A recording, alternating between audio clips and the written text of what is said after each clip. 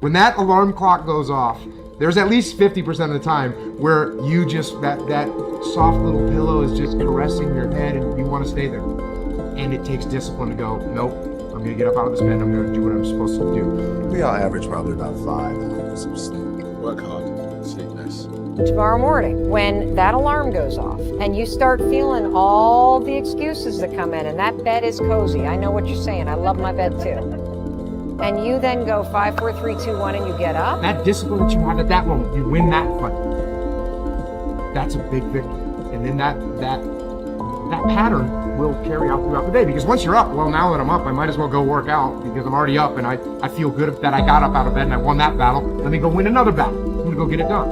And that discipline carries on throughout the day. So now you take that and you expand that out over a week and a month and you end up with more discipline. And it starts with that simple act of getting up and getting out of bed in the morning.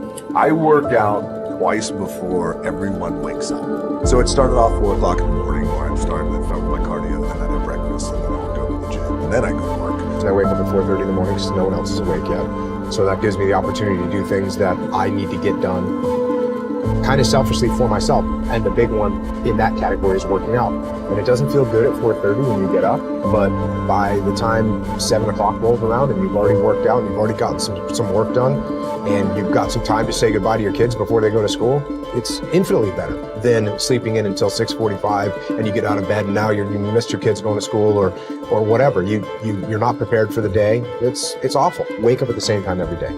And if you pick that time and you start waking up at the same time every day, that's very good for you. It doesn't have to be 4:30. It could be 6:30. It could be 7. I don't know what your personal schedule is. Find out a time, pick it, set it, stick to it. Look, everyone has a problem with time. But the day is 24 hours and we sleep 6. Now I know there's some out there that say, whoa, I need 8. Well, I say just sleep a little faster. Because the bottom line is we have 6 hours of sleep, 24 hours are available, so you have 18 hours now available to do your work, your family, your hobbies, and also to learn something new or to do something new, which could easily be that you want to learn a new language, to read a book every week, or you say, I'm going to go and reshape my body. So you're going to go and take this hour out of your schedule and say, I'm going to train an hour every day.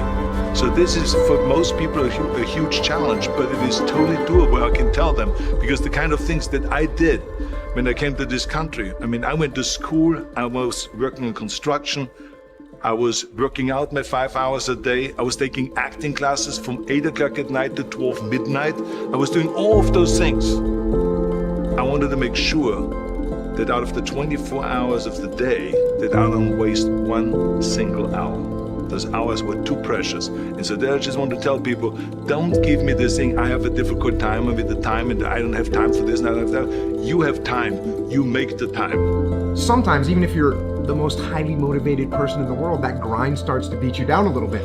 And that's when you have to stop looking at the short-term thing, because that's not getting you to get it done. And you got to look, okay, what is the long-term goal that I'm looking at? What am I really trying to get done in the long term? And you say, oh, you know what?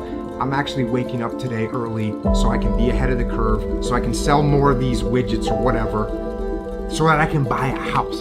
And you know what? Today matters. Today matters. This decision that I'm making right now is that first step. It's me taking one stroke, swimming in the right direction, heading towards the shore. And if I don't take this, I'm not making any progress. I've been struggling. We still had all the same problems. I still had to lean on the house, still facing bankruptcy, still fighting like crazy. I was still unemployed. The next morning, the alarm goes off, and I pretended NASA was there. It's the stupidest story. I literally went 5, 4, 3, 2, 1. I counted out loud, and then I stood up. And I'll never forget standing there, and for the first time in 3 months, I had beaten my habit of hitting the snooze button. I couldn't believe it, and I thought, wait a minute. Counting backwards? That is the dumbest thing I've ever heard in my entire life. Well, the next morning I used it again, and it worked. The next morning I used it again, and it worked. The next morning I used it again, and it worked. And then I started to notice something really interesting. There were moments all day long, just like that 5-second moment in bed, where I knew, knowledge, what I should do.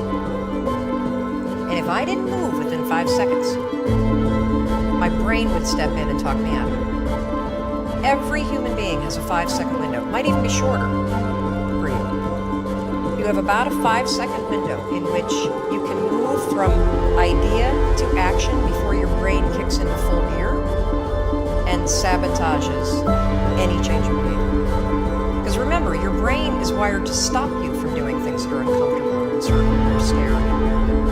It's your job to learn how to move from those ideas that could change everything into acting on them in the smallest moment.